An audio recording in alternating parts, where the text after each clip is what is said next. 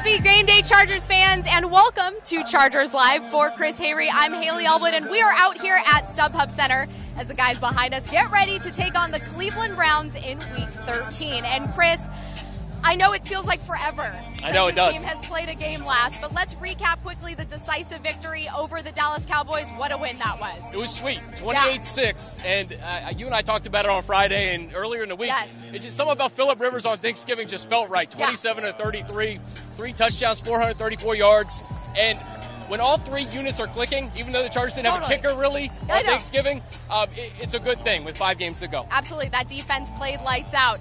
So as we said, the Bolts are taking on the Cleveland Browns today, but today is a very special game because it's alumni weekend. Just about 60 alumni are back to take in this game. If you have noticed behind us too, the guys are rocking the Color Rush uniforms. Which are very clean. I love the powder blues, but these are a close second. I think these kind of rival the powder blues. Yeah, so they may look familiar to you as they were worn during the Color Rush game last year against the Denver Broncos, but they're busting them out because they are an homage to the Air Coryell era, which is pretty cool. Oh, it's awesome. And it's cool to see Chargers players from each decade here. Absolutely. I think there's like over 60 players here, former players here. So it's just a special time when you can kind of bring the past here to the present. Yes. And what an important game for the Chargers with an opportunity to get to 500 here with a lot of former players watching. Absolutely. I know. And talking to Sean Merriman, some guys were saying just how special it is and how he said he has to come out and feel the grass. Yeah. It makes him want to get out there and play again. And Sean Merriman, by the way, he's taking over the Snapchat too. I think I see him all over it, so she has some good shots. She definitely will. So, as we said, the opponent today, it is the Cleveland Browns. This is a super important game because it could get the team back to 500. Yeah. How important would that be for them to get to 6-6? Oh, it's huge. I mean, as we stand here, I think the Chiefs are playing the Jets. I know it's a very close game. Yeah. Raiders play the Giants at the same time the Chargers do. So this is a huge game, really just to stay in the mix, potentially be in a three-way tie for first place in the AFC West. But this is a team, you look at the Cleveland Browns and you look at their record 0-11, you're like, oh, you just got to show up. Yeah. I've been hearing a lot about that, and that's not the case because this is a team that beat the Chargers last year, and they've been in a lot of games. I think they've lost 4 games by 3 points, and their quarterback, the rookie quarterback, DeShone Kizer, had his best game last week, and they get Josh Gordon back, who is going to be kind of a wild card here today. Okay, so let's talk about Josh Gordon for a second because he has not played a game since December of 2014. Yeah. So that's nuts. Yeah. How do you game plan for a guy like that? Well, it's funny because I think Adam Schefter reported earlier today that Hugh Jackson has a load of plays ready to go for Josh Gordon today. And it's just interesting. I think you have to treat him like the all-pro he was. I mean, last time he played a full season, 1,600 yards, 9 touchdowns. I mean, he's a freak. But Casey Hayward is active today. He is. He's back. Yeah, the AFC Defensive Player of the Month. And nobody's playing better at the quarterback position than Casey. So I like our chances with our guy. How do you see the Chargers secondary matching up against Josh Gordon and also the other Browns receivers? Yeah, why? I think you have to have eyes on Gordon and treat him like the all-pro that he was, like I said before. Yeah. Corey Coleman's another guy. He came back a couple of weeks ago, 19 targets the last 2 weeks. So DeShone Kizer's going to be looking for both Gordon and Corey Coleman. The thing about DeShone Kizer is he gives up the ball a lot. He leads the NFL in interceptions with 14. Joe Thomas is out, and these tackles could have a tough time checking Joey Bosa and Melvin Ingram. What was it that Kizer did so well last week that made you say that he may have played his best game as a pro so far this season? I talked to Mary Kay Cabot of Cleveland.com on the podcast earlier this week, and she had a great breakdown of this Cleveland Browns team. Yeah. She said that he was kind of forcing the ball. He was kind of throwing an uncatchable ball at the beginning of the season, and he's put a little bit more touch on the ball now. And, hey, when you get another weapon back like Josh Gordon, they have 2 good running backs too, Haley, and Duke Johnson, who catches a ton of balls out of the backfield, and Isaiah Crowell's a good running back. Yeah. So Kizer's got a lot of weapons, but when you have a team kind of humming with a lot of confidence like the Chargers, it could be tough sledding for them. So the Chargers offense has clearly gotten things clicking as of late, so how do you see them matching up against the Browns defense? Well, I tell you what, the Browns' defense is actually pretty sneaky good. Greg Williams is a good defensive coordinator. They've only allowed 2 wide receivers to go over 100 yards this year. That was Antonio Brown in Week 1 and T.Y. Hilton in Week 3. So they've been really good against wide receivers. But we got a guy in Keenan Allen. That's true. Who's done pretty well himself the last 2 weeks. 331 yards receiving, 3 touchdowns, 23 catches on 27 targets, which is unreal. I mean, anything you throw at him, Haley, he's catching. Do you feel like he's now returned to form? I do.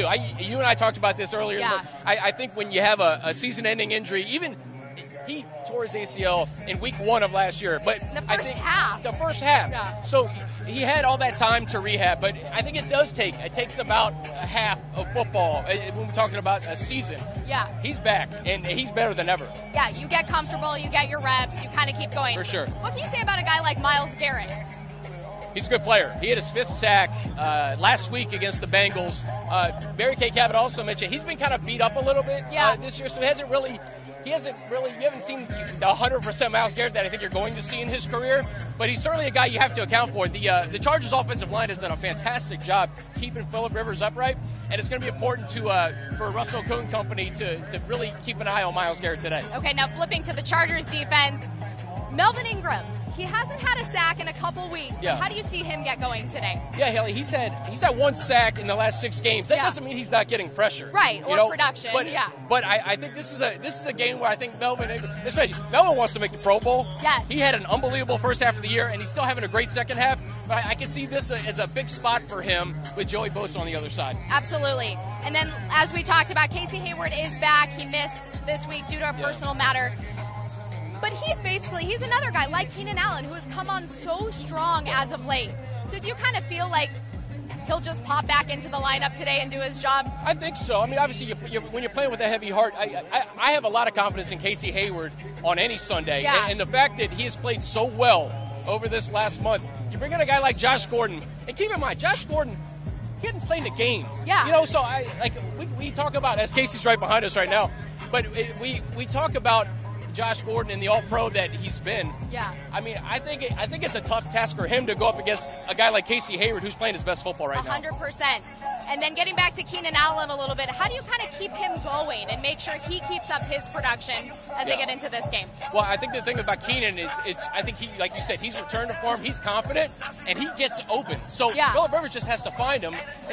It all comes together, though, Haley. The offensive line has done a great job of keeping Phillip upright, giving him time to throw. Keenan's going to get open. If you give him a few seconds, he's going to get open. So I think Phillip just has to continue to trust in Keenan and let everything else kind of happen around him. So we talked a little bit at the beginning about getting back to 500 and how important that is.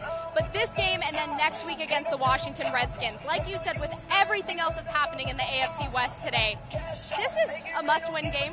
Of course it's a must-win. It's one of those things where you just have to win to keep staying in the mix, keep staying in the conversation. Yeah. They have put themselves in a great position. If they get a win today, you're 6-6. You only have one team on your schedule that's above 500 for the rest of the way with 4 to go.